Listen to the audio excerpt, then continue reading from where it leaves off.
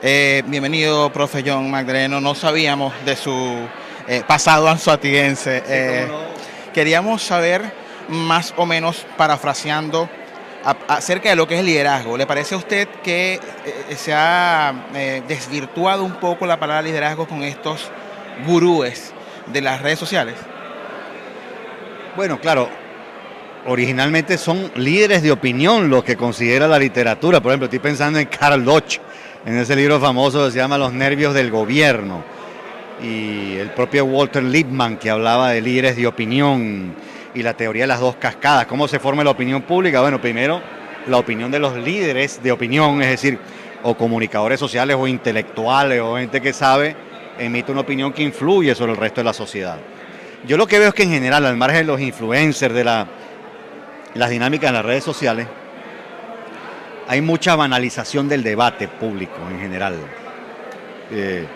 Y en general en las redes, como no hay mucha verificación de lo que se dice, entonces bueno, se da por sentada una gran mentira entre por lo menos un segmento de la, digamos, de la audiencia. A mí personalmente me preocupa mucho la forma como hoy en día se configura la opinión.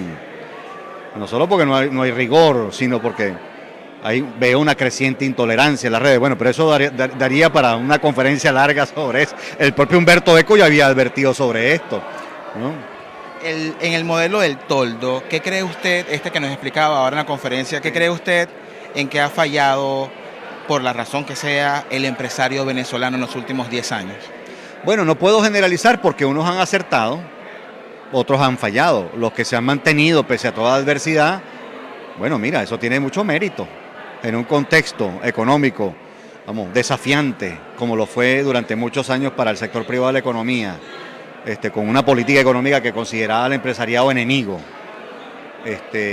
incluso encarando una recesión del 14 al 21, si vamos, cuentas el 14, una recesión de 8 años consecutivos. En el medio de esa recesión hubo 4 años de hiperinflación. Es decir, más bien es muy meritorio que buena parte del sector privado se haya mantenido. Entonces, creo que algunos han fallado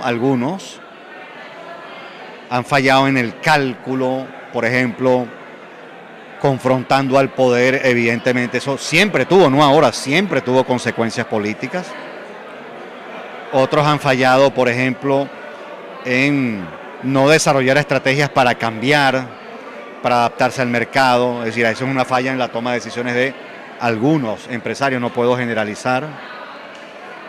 Otros han fallado, por ejemplo, impidiendo la introducción de innovaciones. Pero en general te digo, en lo personal creo que el sector empresarial ha dado una demostración de coraje, de valentía, de compromiso con el país, de resiliencia, de determinación. Por ejemplo, en muchos momentos críticos de estos últimos años, el sector privado fue el que se solidarizó con los trabajadores. En la pandemia, por ejemplo, hubo demostraciones de coraje y de solidaridad con los trabajadores. Entonces, mucho lo que el país creo que le tiene que reconocer a la postre al sector privado. Durante mucho tiempo, o algún tiempo, se denostó, se denigró, se descalificó el rol del sector privado, del empresario. Bueno, la historia los está reivindicando y los va a seguir reivindicando, en mi opinión. Última pregunta, profesor. El 28 de julio, después de esa fecha, quizá van a haber algunos cambios a nivel de liderazgo también. ¿Cuál es esta